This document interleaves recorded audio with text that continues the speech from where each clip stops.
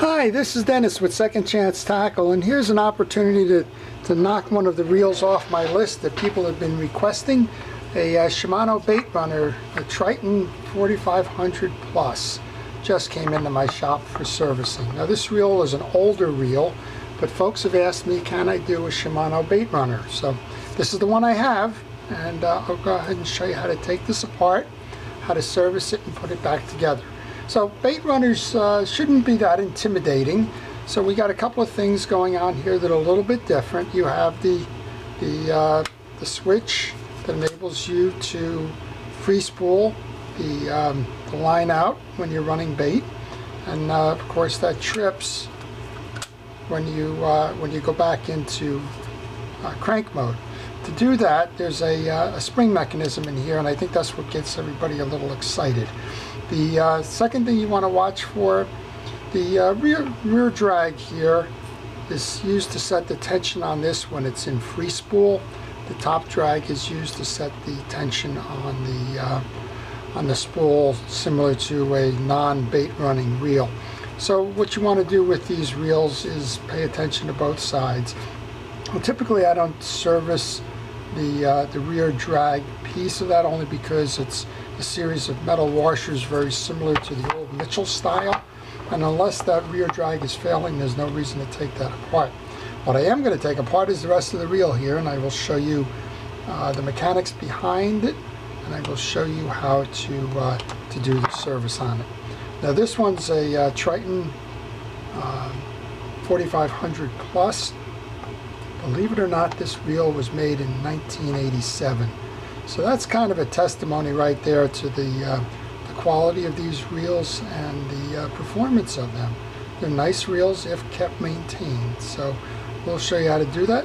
First thing I'm going to do is remove the case. In order to do the removal of the case, I got to take this arm out here to gain access to this side of the case.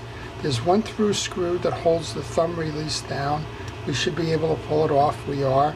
There's a little bit of salt water that seems to have accumulated there over time, so we'll just I'm just going to hit that with the WD-40, let that dissolve it. Next thing we're going to do is remove the handle. Normally when you crank a handle and you don't see this cap turning, it means that it's a through screw, but I happen to be familiar with this reel, and I know that we've got a screw hiding under that cap. So this is not like a pen where if you saw a stationary cap, you would just unscrew the handle. Working counterclockwise, this actually has a screw and a shaft. Some folks ask about Loctite. This has the cool Loctite on it. Probably been, I imagine with the age of this reel, it's been serviced in the past. If you're going to use Loctite, use the blue. I don't recommend using Loctite because too many times folks want to use the red. When you use the red, you're done. That won't come apart easily. If you do, go with the blue Loctite, but again, I don't recommend it. I have it here. This is a general purpose workbench, and there's things that I do want to seal up with Loctite, but not fishing reels. All right, we're going to take the 3 side plate screws off right now. That'll give us a picture into the inside. And when I talk about pictures, that's not just a euphemism there. I want you to know that you should be taking pictures on any reel you're not familiar with as you go to open it up, particularly something that's got the Baitrunner in it, because it is a little bit more complicated. Also, you'll notice that I'm laying those screws out on my table here. Before I put them into the bucket, I want to make sure that all of those screws are the same. The first 3 that are pulled out are, but again, I know this reel a little bit. This 4th one that comes beneath that arm and falls onto my lap here is smaller. So you want to make a note of that and know that it comes out of this hole. So don't be afraid to take a cell phone camera, take a stationary digital camera or any other device you like. Take a picture as you do that. Okay, the grand reveal here, you want to pull the side plate off. And on the side plate, you're going to notice that there's a bearing here, but the bearing happens to be sitting on the main one at the time. we have a mechanism here that when engaged, there's a kind of a stud or a dimple on the main gear. That's going to trip this little piece here that's hanging over. You got two of these dimples. They're going to trip this back so that it releases the spool into main gear performance when disengaged. Okay, in order to service the reel, we want to take the spring assembly off. The spring assembly is held together by two screws. It sits on a post. Also has another post here, which is the through post for the drive that engages this. And it also has a spring here and a spring behind. So I think that's why folks tend to get intimidated by this. What do? You go pull a schematic of the reel just in case one of those springs goes flying, or one of those pieces that maybe you're looking at gets lost. And again, this shows you that it's a 1987 reel. All right, I'm going to take the two of these off. I like to hold my fingers on these assemblies while they come off here. I don't want to cause those springs to fly, but if they do, they do. And I like to take this off. There's 2 or 3 different pieces in here. I like to take it off as a single piece and just set it aside. I don't intend to do anything other than put a little bit of lubrication on this. But again, if you had a broken piece inside and the part was still available, you could rebuild this spring mechanism, this trip mechanism, but I'm not going to do that today. Again, you'll notice I put all my pieces and parts into a parts tray. That way I know that they're there. Okay, very gently then, just pick it up. It's on a stud here, it's on a stud here. We've already pulled one off the other stud, so we're just going to remove that. Simple as that. You can see that there's an up and down mechanism here, a spring, and a spring over here. Good place if you're doing this by yourself, take the picture so that if this spring does dislocate, you know that it's connected on these 2 pieces. If this spring locates, you notice that it's wrapped around a post there and into the eye there. So I'm just going to lay that down. Actually, I'm going to lay that on top of a different one. I don't want anything to hit it and dislodge it. The next thing we want to do then is get into the core servicing of it. And the rest of the reel looks similar to any other reel that you may have taken apart. We have a collar here that holds the crosswind block onto a crosswind gear. We have a main gear. It's got some little crud on it. We got the ball bearing on there. The bottom of the reel looks just like any other rear drag reel. And again, it's a series of metal washers that are going to hold this in place. If you wanted to remove that, you would back this off.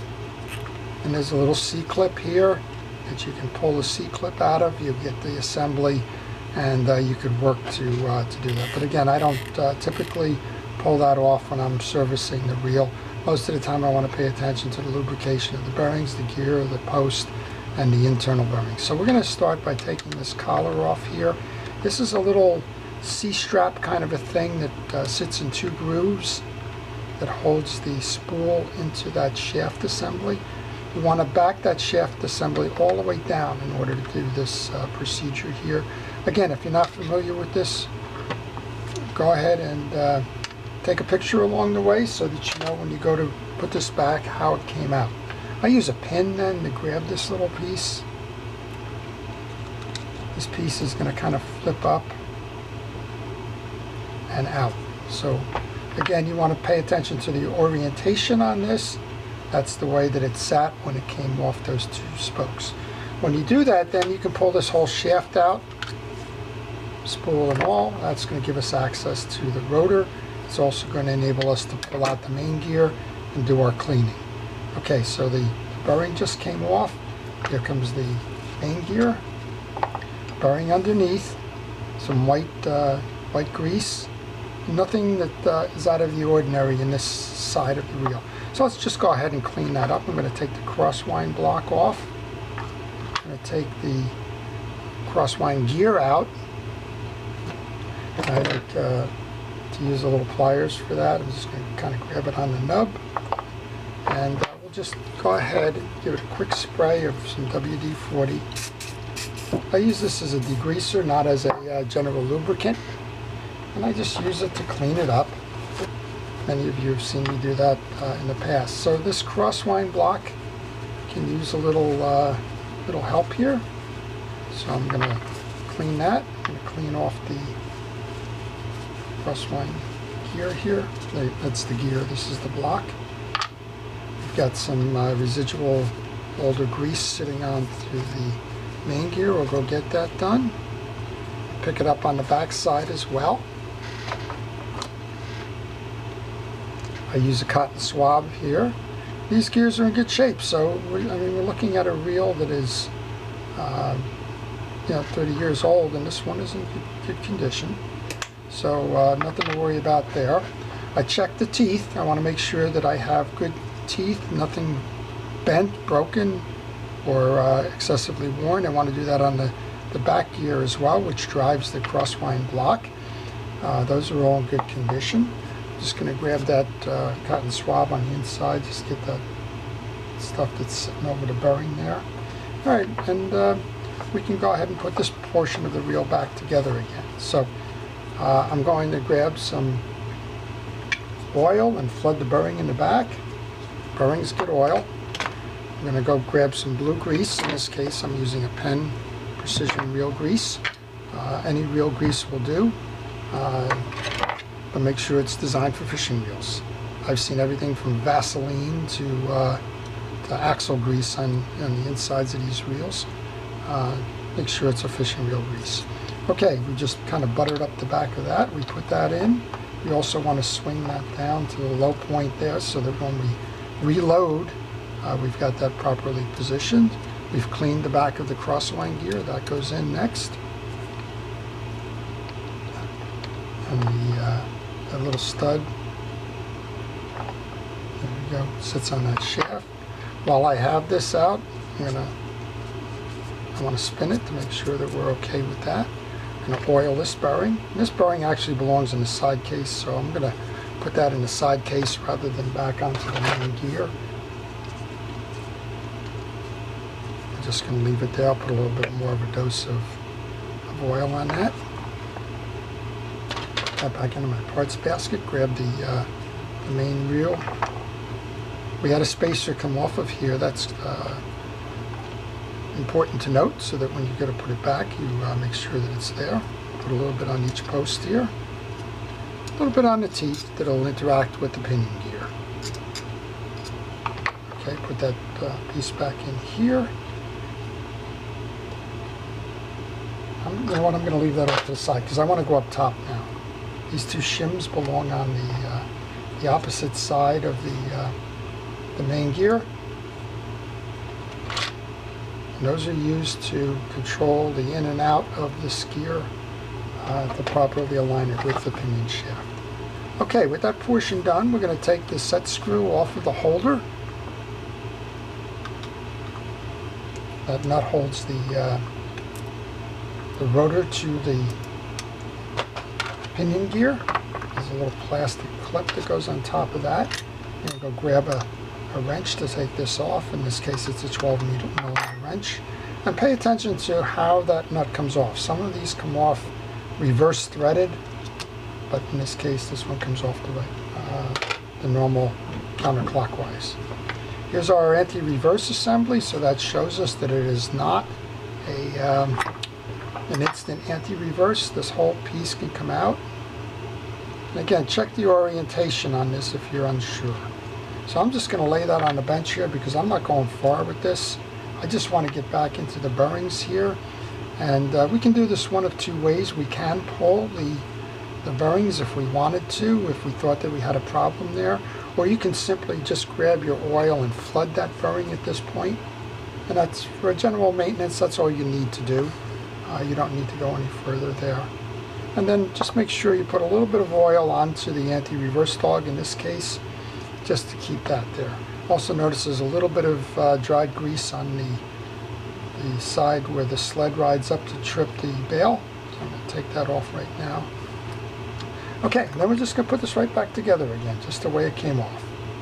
Again, if you are unsure of the orientation on this, go ahead and Okay, I seem to have had a little trouble with the camera, so we're going to hope that we're picking this back up in the right spot. So I disassembled the top end of the reel. I've pulled off the click mechanism and the anti-reverse ratchet. We have the anti-reverse dog. That shows that this reel is not an infinite anti-reverse, which makes sense. It's 1987. We're going to make sure that we oil the bearing under here. If you had a bearing problem, you would pull these 3 screws, pull the collar up, and you can pull the whole pinion shaft and bearing up.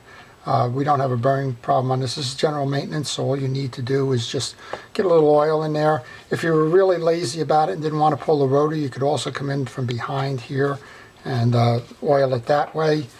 In this case, we've gone a little bit further along the way there. All right, I'm going to put the assembly back. Again, if you lost track somewhere along the line and you weren't quite sure how this worked, you could always refer to the schematic or to the pictures you may have taken along the way. This is a centrifugal kind of anti-reverse to it. Make sure when you put it back that you have that spring hooked over that anti-reverse dog, and you can see how the spring moves to activate the anti-reverse dog. So that's the top end. It's quite simple in that regard. We're going to take the rotor and put that back on then. And we're going to grab that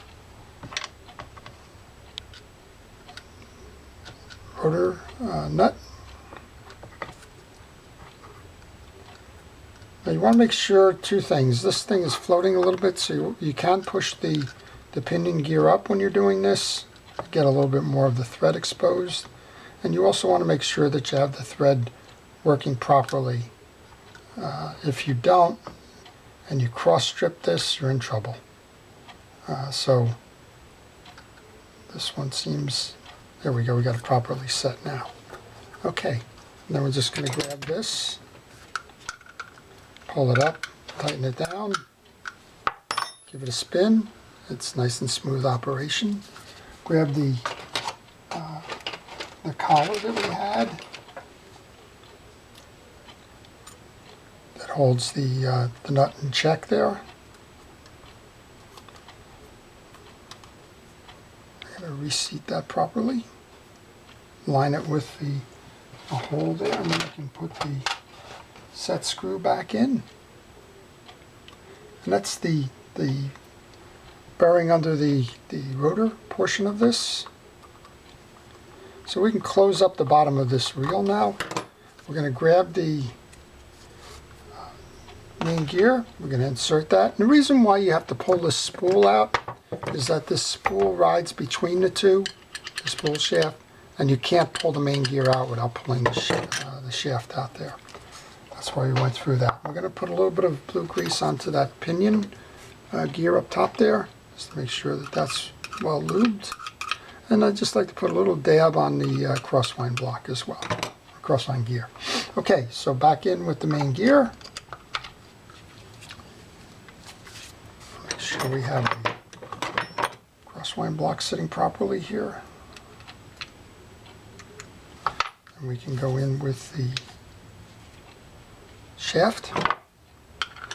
On this shaft, to service the shaft, a little bit of steel wool just to make sure you get the junk off of it. And then just a little bit of blue grease on that works fine as well. Note the orientation on the shaft here. This shaft has a kind of a D-shaped or a rectangular shaped indentation. You want to make sure that that's right. Here's your 2 grooves where that little connector is going to hold the shaft in. So just let's line that up. Send that through. Okay, then we want to make sure that we see those lines. Once you do that, you can come back with this. Now this you can hook on and then flip over. There's your collar now, as we started with this one. You have the set screw for that. This one may be a problem for me. Those of you that watch this know I don't do well with these little screws. But let's go see if we can kind of get it right. We didn't get it right the first time. There's always a second time, right? I'm going to try a micro screwdriver here. Sometimes better control. Again, there's no races in reel repair. You just want to make sure you get it right. Okay, so that's back on now. We've oiled that side post.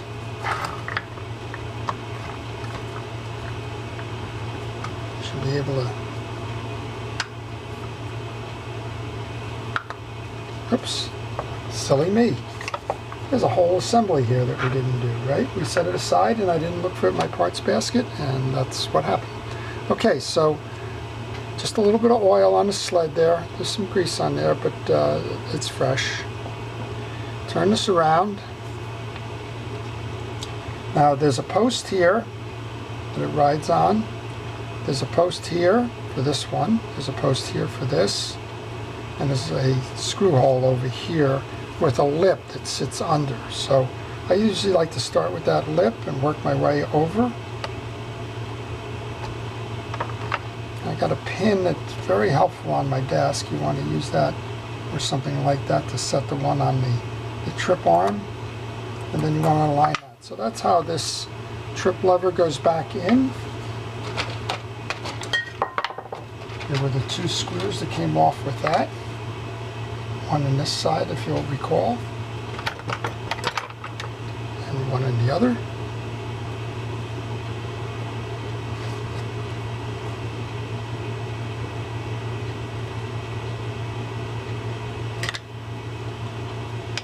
And again, I apologize for my inability to work with small pieces and parts.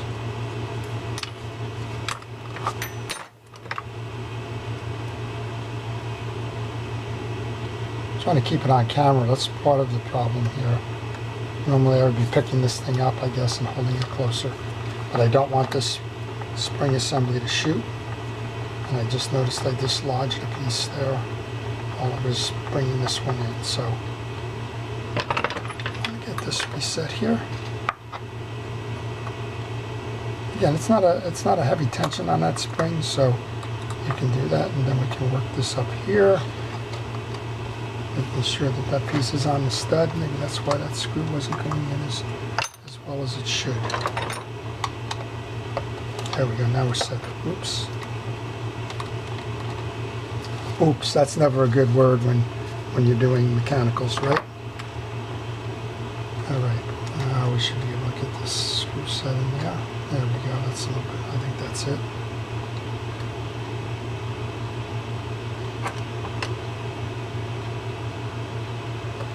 And sometimes I'm sacrificing the easy way to do this for the camera, and sometimes it doesn't quite work out.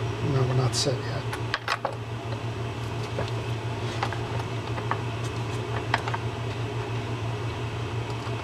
There we go. Now we got it. It's a nice reel. I mean, think about this one. It's over 30 years old. It's still a performer. It's still got a nice life ahead of it, so long as it's properly maintained. And I think that's generally a theme of a lot of the stuff that I do. As long as you properly maintain your reels, you don't abuse them, you take care of them from a service perspective, they're going to last you a long time. There's your case. We're on, we're turning, always a nice thing. Remember the side plate screws now. There's 3 bigger ones and 1 smaller one. The bigger ones go on this side of the case. The smaller one goes behind the trip lever. Now I haven't done a bail service on this. I'm going to do that. We haven't worked on the drags here. I do know that this video is getting long, so we're going to give this a test drive at the end of the as soon as I put that trip handle on, and then if you want to stick around, we'll do the bail drag washers as well. If you don't, then you've pretty much seen how to service a Baitrunner, particularly an older Shimano Baitrunner. But I can tell you that from my experience, most Baitrunners perform similarly and have assemblies that are very close in nature to the one that we've just worked on here. Of course, there's always going to be a difference. Is it a metal case? Is it a graphite case? Is it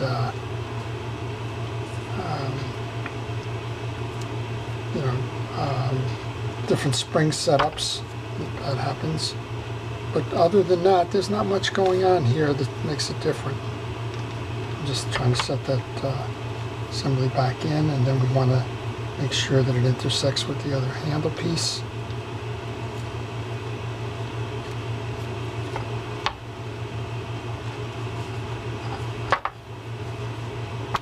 There we go. Once we get that, and I can tell from my parts basket that I'm getting close to putting all the pieces back, because all I have after this screw is the screw that holds the handle in, and we'll get to that in just a second.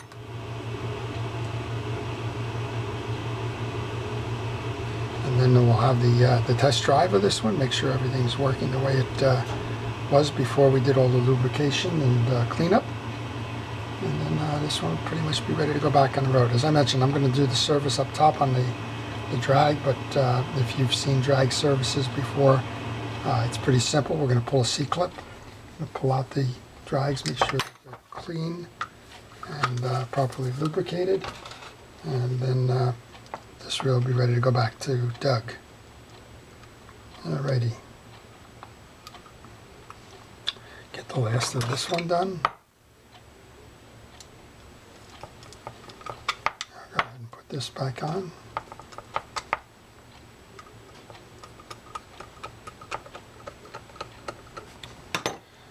Cap on, and that's restored now.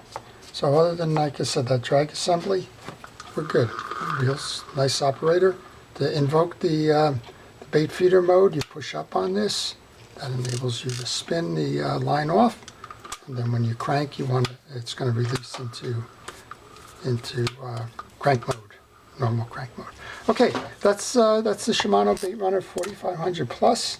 I'm going to go do the drags now, but again, if you know how to do the drags, then I appreciate you watching. If you liked the video, then I would ask you to indicate that on YouTube, and if you want to see more, I would ask you to subscribe. Here we go. We got the spool off there. There's a C-clip in here, or a spring clip. I always keep my finger on this when I go to pull this out, but you just work it out by inserting a small tool like this pick into the little grooves there. That enables us to pull the drags. In this case, we got some Teflon drags. We got a lot of junk in here. The top end of the reel always takes the hit with fishing. It always gets the debris, whether it's salt water, spray, or anything else for that matter. So you just want to make sure that you clean out any of the junk that's there. I just got lucky. The junk on this spring caused it to adhere to my glove, and I would have lost that one pretty quickly. Here's your drags then. You note the order that they came out in. They came out with a Teflon on the bottom. And Teflon, you don't do anything with a Teflon washer other than make sure it's clear. And all of these are hard washers, so we don't have to do anything. There's been some grease on here, but we really don't need to do anything with the hard washers. There's nothing for the grease to absorb on in them. So we go into the middle one, and we get an eared washer that always goes in the middle of the stack. And that just fits into two grooves, just like that. We should have one more hard one. What I'm doing here really is I'm making sure that they're clean. With these washers, that's all you have to do is make sure that they're clean and grit-free. Alright, so we got the stack back in now. You just grab that. There's a groove here. You saw me pull it out, but there's a groove inside the spool. This is kind of a universal setup for spool drags. Doesn't matter what manufacturer you got. It could be Shimano, Shakespeare, Penn, Quantum, doesn't matter. It's a technology that's been around on all reels.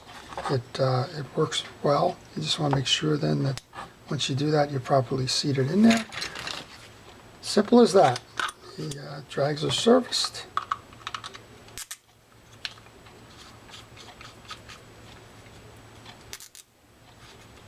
This one has a knob that for the most part puts the tension on to the drags, and then it's kind of a micro adjustment in the end there. So you want to make sure that you're tightened down on that top knob so that you lock it in. There you go, now we're locked in. So you can back that off and you have the tension. So that's it. That's the Shimano Baitrunner 4500 Plus, an early edition of the Shimano reels, Baitrunner, but when it's a quality reel, it lasts a long time. Hope you've enjoyed that. This is Dennis with Second Chance Tackle. Thank you for watching.